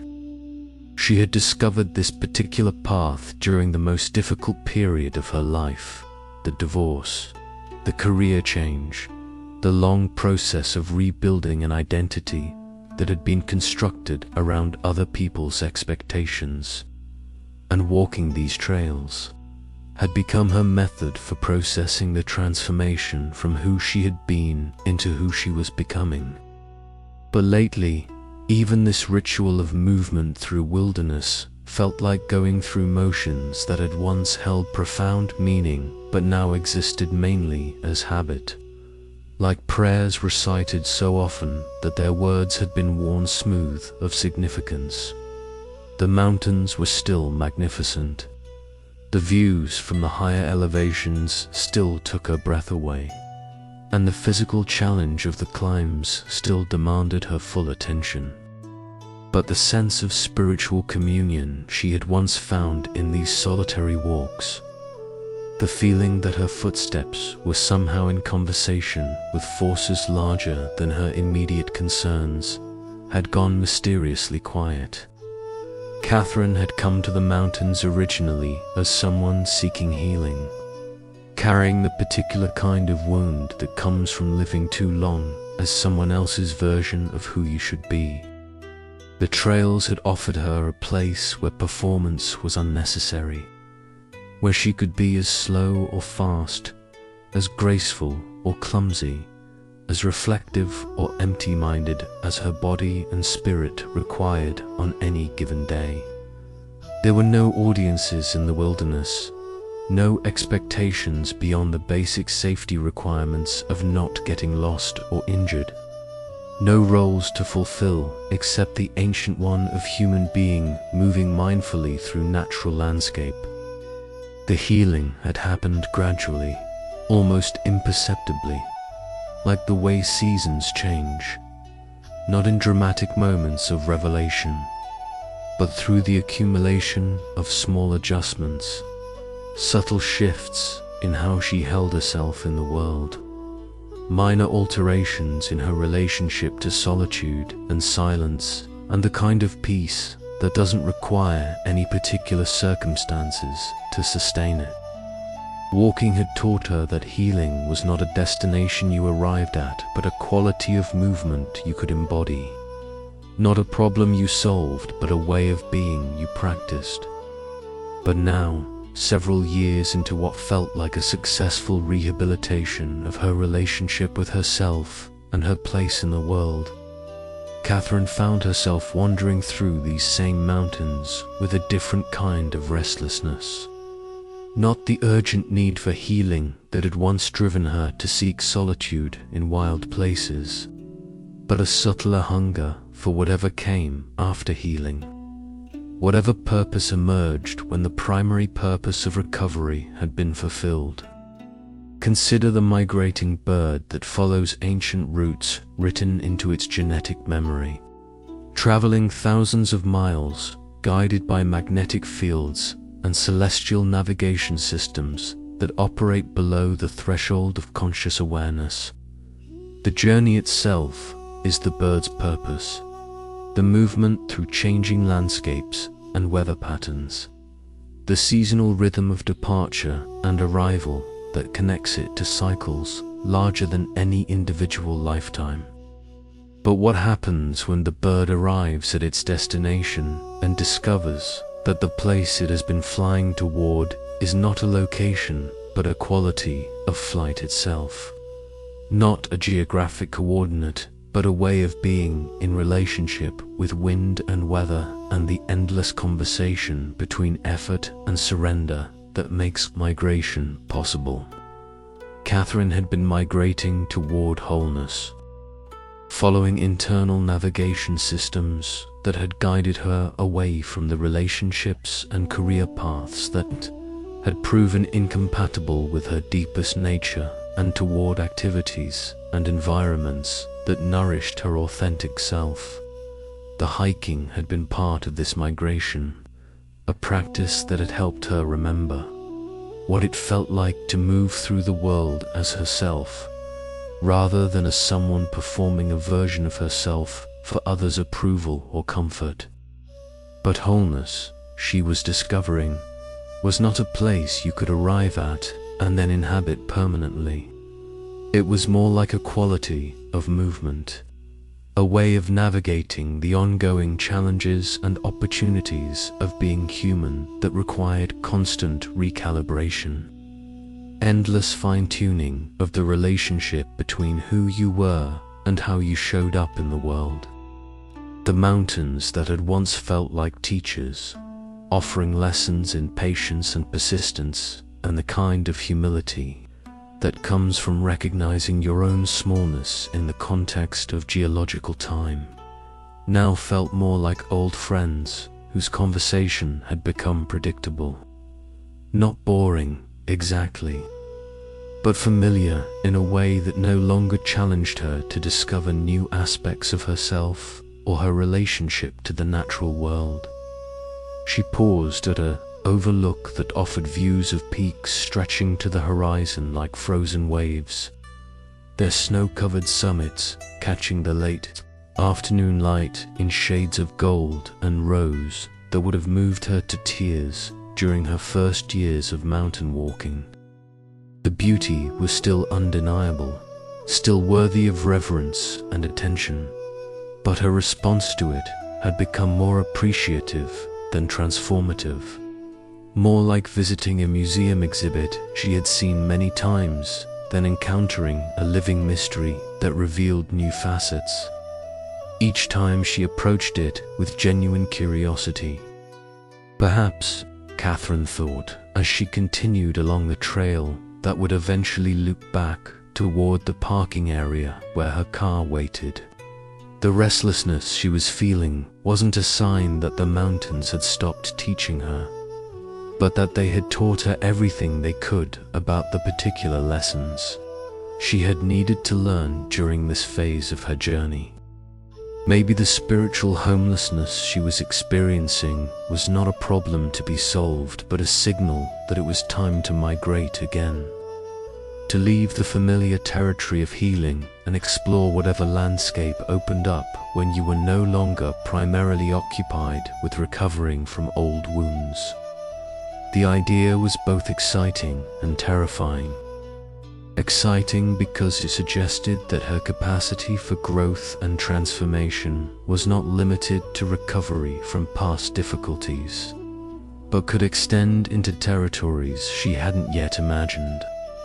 Terrifying because it meant leaving behind practices and places that had become central to her sense of identity, trusting that whatever guided her to the mountains could also guide her beyond them when the time was right. As the sun began to set behind the peaks that had witnessed so many of her internal weather patterns, Catherine felt a familiar but evolved version of the gratitude that had first brought her to these trails. Not gratitude for healing, though that remained, but gratitude for having been changed enough by the healing to recognize when it was time to let the healed version of herself begin its own journey of discovery. Following navigation systems she had developed during her recovery, but pointed now toward destinations she couldn't yet name or imagine. The trail ahead curved into shadows that would soon require her flashlight. But for the first time in months, Catherine found herself curious about where those shadows might lead, what she might discover about herself and the world when she stopped being someone who came to the mountains for healing and started being someone who walked through the world with the confidence that healing had made possible. The pottery wheel in Daniel Harper's studio sat motionless in the morning light that filtered through north-facing windows, its surface still bearing traces of clay from yesterday's work. A series of bowls that had emerged from his hands with the effortless precision that comes from 20 years of conversation between intention and material, between the potter's vision and the clay's willingness to be shaped. The kiln in the corner held pieces waiting for their final firing, vessels that would soon join the hundreds of others he had created, each one a small meditation on the relationship between form and function, beauty and utility. But as Daniel prepared his workspace for another day of making, he felt like a musician who had mastered every scale, every chord progression, every technique required to create beautiful music, yet somehow lost touch with the reason music mattered in the first place. His hands still knew how to center clay on the wheel, how to pull walls that were both strong and graceful, how to create vessels that would hold whatever their owners chose to fill them with. But the sense of discovery that had once made each new piece feel like a small miracle had been replaced by something closer to muscle memory. Competence without surprise. The gallery that represented his work had been showing his pieces for 8 years now, and his pottery had found its way into homes across the country, where it served its intended purpose of making daily rituals, drinking morning coffee, sharing evening meals, arranging flowers from gardens, feel slightly more ceremonial, more worthy of attention. He received letters occasionally from people who had bought his work, sharing stories about how a particular mug or bowl had become part of their morning routine. how the weight and texture of handmade ceramics had somehow enhanced their relationship to the simple acts of nourishing themselves and their families. These letters should have filled him with the satisfaction that comes from knowing your work serves a purpose beyond personal expression, that the hours spent at the wheel had resulted in objects that enhanced other people's daily lives in small but meaningful ways. And they did provide that satisfaction, but it felt distant somehow, like appreciation for someone else's achievement that happened to bear his signature. The problem, Daniel was beginning to understand, was not that his work had deteriorated or that his passion for ceramics had died, but that mastery itself had become a kind of prison. When you can create exactly what you envision, when your hands can execute any form your imagination suggests, when the gap between conception and realization has narrowed to almost nothing, the process loses the element of collaboration with the unknown that had originally made pottery feel like a form of prayer. Think of the jazz musician who has spent decades learning to improvise, whose fingers know the keyboard so intimately that any melody that enters his mind can be immediately translated into sound. The technical mastery that once felt like the ultimate goal becomes the foundation from which something else must emerge, not more complex technique, but a deeper willingness to be surprised by what arises when technique serves something larger than its own perfection. The most profound moments in jazz come not from flawless execution, but from the places where the musician's preparation meets the unpredictable, where years of practice create the conditions for something unprecedented to occur. Daniel's pottery had become perhaps too predictable, too controlled by his accumulated knowledge of how clay behaves under different pressures, how glazes will respond to various firing temperatures, how forms can be modified to achieve specific aesthetic effects. The mystery that had once existed between his intention and the clay's response had been largely solved through experience, leaving him in the peculiar position of being able to create beautiful work that no longer taught him anything about himself or his relationship to the medium. He had devoted his career to exploring. The studio around him held the accumulated tools and materials of his craft.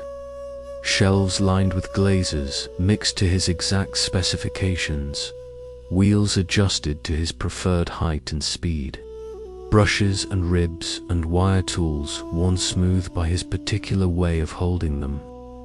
Everything was organized for maximum efficiency, arranged to support the kind of sustained creative work that required both technical precision and artistic vision.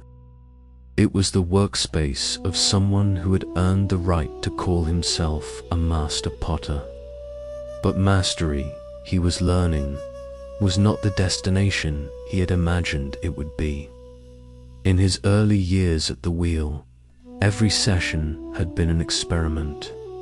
Every piece a question posed to the clay and answered in ways that often surprised him. He would begin with a general intention, perhaps a vase for flowers, or a set of bowls for serving soup, but the final form would emerge through a dialogue between his hands and the material, influenced by how the clay was behaving that day, how his energy was flowing, what discoveries arose in the process of making that he couldn't have planned or predicted. But now, his knowledge had become so comprehensive that the dialogue had turned into more of a monologue.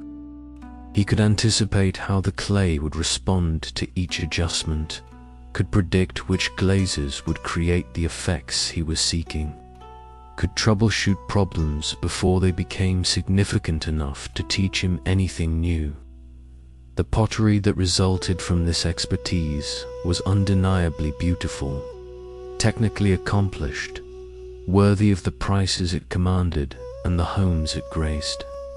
But it felt more like the reproduction of previous discoveries than the creation of new ones. Perhaps, Daniel thought, as he prepared a ball of clay for throwing, what he was experiencing was not the end of his creative journey, but its transformation from exploration to service. Maybe the restlessness he felt was not a sign that pottery had stopped being meaningful, but that it was ready to become meaningful in a different way, not as a method for discovering who he was as an artist, but as a practice through which he could offer something to the world that had been refined by years of patient attention to craft. The clay in his hands was the same clay he had been working with for 2 decades, but his relationship to it was evolving from one of mutual discovery to one of generous collaboration. Instead of asking the clay to teach him about pottery, perhaps he could ask it to help him understand what it meant to be a craftsperson whose skill had matured beyond personal satisfaction into something that could serve the larger conversation between human creativity and the materials that make creativity possible. As he centered the clay on the wheel and began to pull the first walls of what would become another vessel, Daniel felt a subtle shift in his attention, not toward mastering anything new, but toward bringing the fullness of his accumulated knowledge into service of something that didn't require his understanding to be worthwhile, something that was already complete and simply asking him to participate in its ongoing expression through his hands, his tools.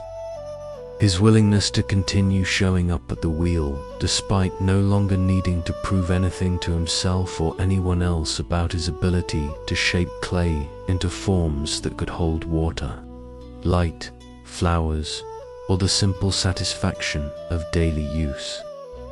The orchestra hall where Carmen Rodriguez had dreamed of performing since childhood stretched before her like a cathedral made of mahogany and velvet, its acoustics designed to carry the most subtle musical phrases to the back row with crystalline clarity.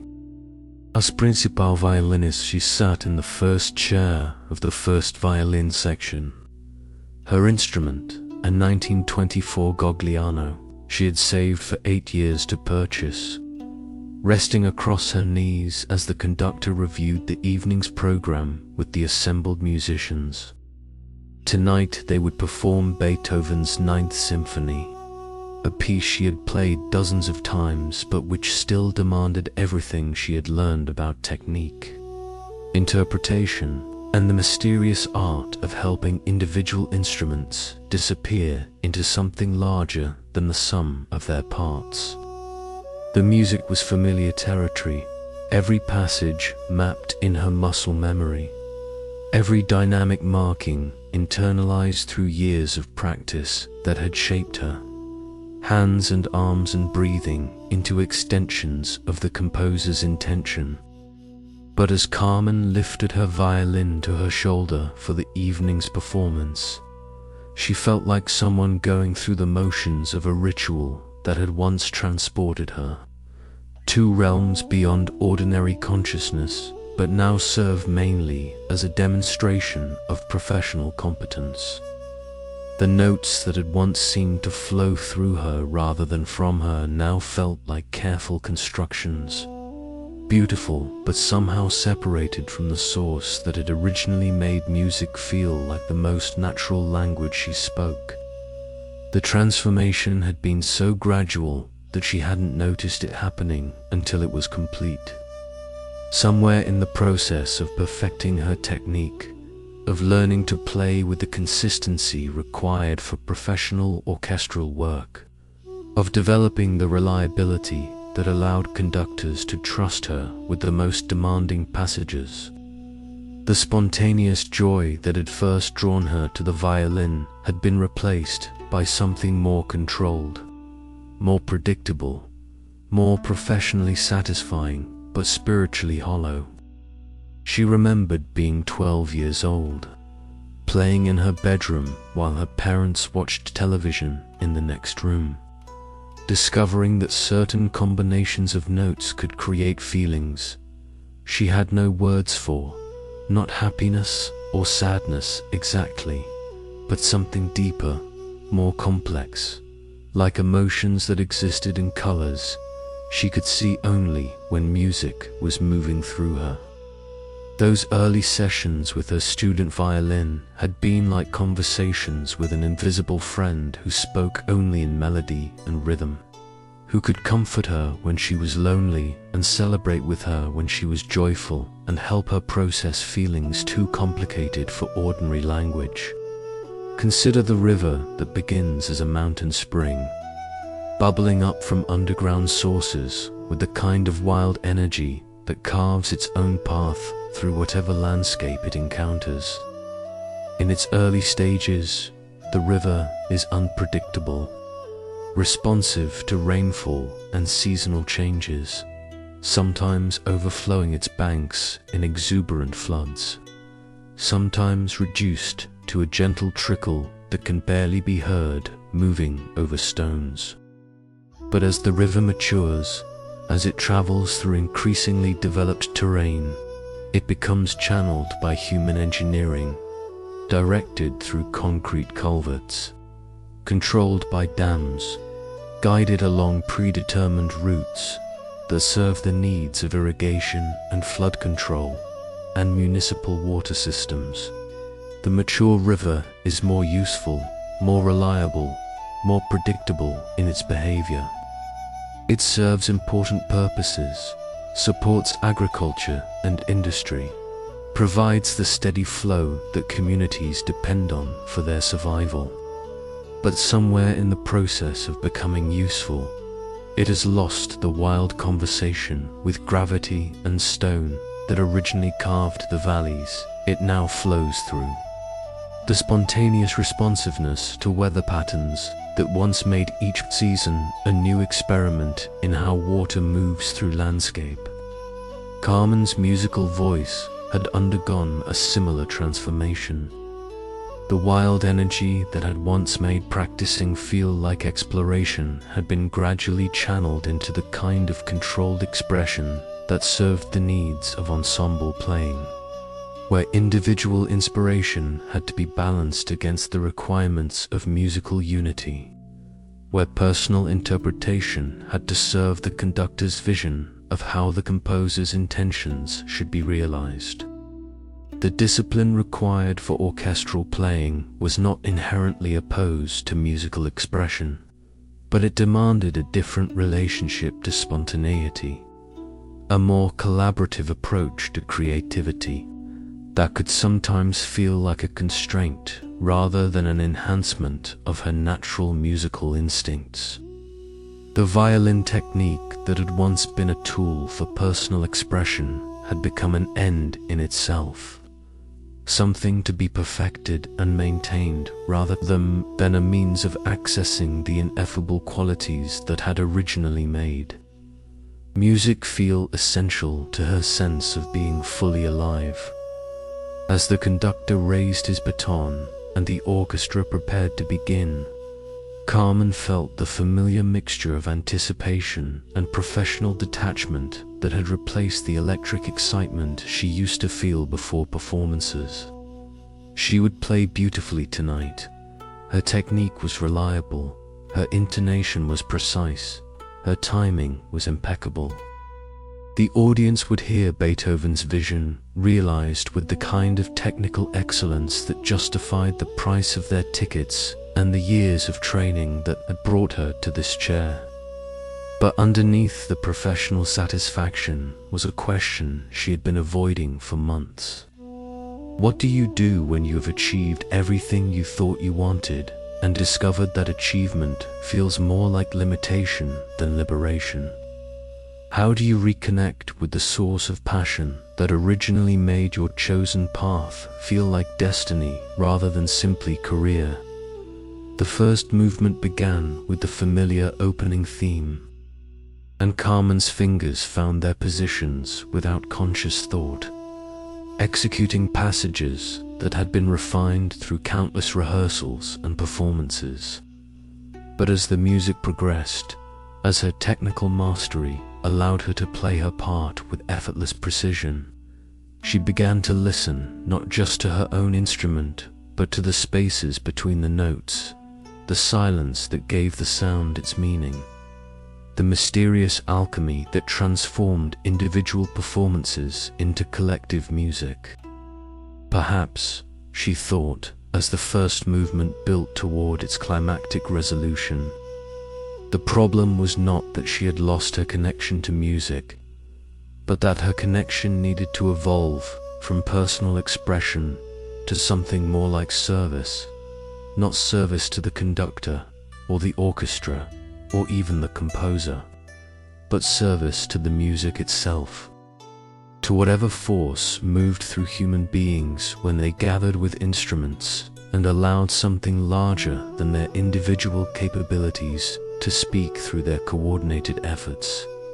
The idea felt both humbling and liberating. Humbling because it required acknowledging that her individual musical voice was less important than her ability to participate in musical conversations that transcended any single performer's contribution. Liberating because it suggested that the spiritual dimension of music didn't require the kind of personal creative breakthrough she had been seeking, but was always available whenever she was willing to subordinate her individual agenda to the larger purpose of helping beautiful sounds come into existence, regardless of whether those sounds originated from her private inspiration or from her willingness to serve something that was already complete and simply asking for her participation in its ongoing expression. The lighthouse keeper's cottage, where Emma Sullivan spent her final year as a marine biologist, overlooked the same Atlantic waters she had studied for 3 decades. Their depths holding secrets she had devoted her career to understanding. Through research vessels and diving equipment and the patient analysis of specimens that revealed how life persisted in environments that seemed impossibly hostile to human existence. The position at the Marine Research Station had been everything she had worked toward recognition as one of the leading experts on deep-sea ecosystem dynamics. Funding for the long-term studies that would be her legacy, a laboratory equipped with instruments that could detect biological processes occurring miles beneath the ocean's surface. But as Emma sat in her study, surrounded by journals filled with her observations and computers displaying data from monitoring stations scattered across the continental shelf, she felt like someone who had spent so many years learning the language of the sea that she had forgotten how to simply listen to its voice. The passion that had originally drawn her to marine biology, the wonder she had felt as a child discovering tide pools during family vacations, the sense that each wave carried stories from depths beyond human imagination, had been gradually transformed into expertise, precision, the kind of scientific knowledge that could be published and cited, but somehow felt disconnected from the mystery that had originally made the ocean seem like a living presence, worthy of lifelong devotion. The rhythmic sound of waves against granite had become as familiar as her own breathing, a constant background soundtrack to the work that had defined her identity for so long that she could no longer remember who she might have been if she had chosen a different path. The cottage was perfect for her purposes, isolated enough to minimize distractions, positioned to offer direct observation of the marine environment that was her specialty, furnished with everything necessary for someone whose work required extended periods of solitary concentration. But solitude, Emma was discovering, could amplify qualities of mind that were easier to ignore when you were surrounded by colleagues and students and the busy social dynamics of academic life. In the silence of her cottage, she could no longer avoid noticing that her relationship to her work had become more like maintenance than exploration, more concerned with confirming existing theories than with opening herself to discoveries that might challenge everything. She thought she understood about how life organized itself in environments where sunlight never reached and pressure could crush human bodies in seconds. Consider the deep-sea explorer who descends in submersibles to depths where no human has ever traveled, where the darkness is so complete that life has evolved its own sources of illumination, where creatures exist that seem designed by imagination rather than evolution. Each descent is a journey into alien landscape, a conversation with forms of life so different from surface existence that they expand the very definition of what it means to be alive. The explorer returns from each dive with specimens and photographs and data that represent genuine additions to human knowledge, pieces of a puzzle so vast that each new piece reveals how much more remains to be discovered. But what happens when the explorer realizes that her equipment, no matter how sophisticated, can only capture certain kinds of information? That the instruments designed to measure and quantify and categorize are inherently limited in their ability to register the more subtle qualities of the environment they're designed to study. That perhaps the most important discoveries are not the ones that can be recorded and published, but the ones that occur in the consciousness of the explorer herself as she witnesses forms of existence that operate according to principles beyond the reach of current scientific methodologies. Emma had reached a similar threshold in her own exploration of marine environments. Her research had contributed important insights to the scientific understanding of how ecosystems functioned under extreme conditions, had identified species and processes that expanded the catalogue of known life forms, had generated data that would influence environmental policy and conservation efforts for generations. But the more she knew about the ocean from a scientific perspective, the more she realized that knowledge was only one way of relating to the mystery of existence, and perhaps not the most fulfilling one for someone whose original attraction to marine biology had been based less on the desire to understand than on the desire to experience wonder. The cottage held shelves of books she had written and contributed to, awards recognizing her contributions to marine science, photographs of research expeditions where she had been part of teams making discoveries that would be remembered long after the individual researchers were forgotten.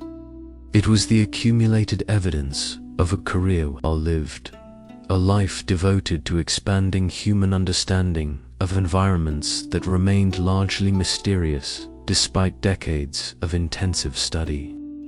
But success in science, like success in any field that requires long-term dedication, could gradually separate you from the qualities that had originally drawn you to the work.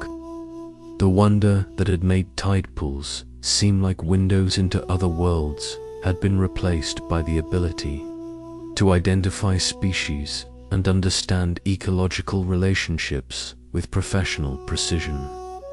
The sense of the ocean as a living presence had been superseded by knowledge of chemical processes and biological cycles that could be measured and predicted with increasing accuracy. Perhaps, Emma thought, as she walked along the shoreline where waves arranged and rearranged stones in patterns that would never be repeated, what she was experiencing was not the end of her scientific career, but its transformation from a method of acquiring knowledge to a practice of bearing witness to mysteries that were not meant to be solved, but simply acknowledged, respected, participated in with a kind of humility that comes from recognizing how much will always remain beyond human understanding, no matter how sophisticated our instruments become. The tide was turning, and Emma could feel the subtle shift in the ocean's rhythm. The way the interval between waves lengthened slightly as the water began its twice-daily retreat from the rocky coast. This was knowledge too, but of a different kind than what her instruments could measure. Knowledge that lived in her body, in the part of her consciousness that had learned to synchronize with natural rhythms through years of patient observation. Knowledge that was less about understanding than about belonging to something larger than her individual existence. As the sun began to set behind clouds that had been building throughout the afternoon, Emma felt a familiar but evolved version of the wonder that had originally called her to spend her life in conversation with marine environments. Not the wonder of discovery, though that remained possible, but the wonder of recognition. The recognition that she had been changed by her years of study in ways that had nothing to do with professional accomplishment and everything to do with having allowed herself to be shaped by prolonged contact with forms of existence that operated according to principles more ancient and more patient than human ambition. The lighthouse beam began its nightly rotation, casting its warning across waters that would continue their vast conversation with shore and sky.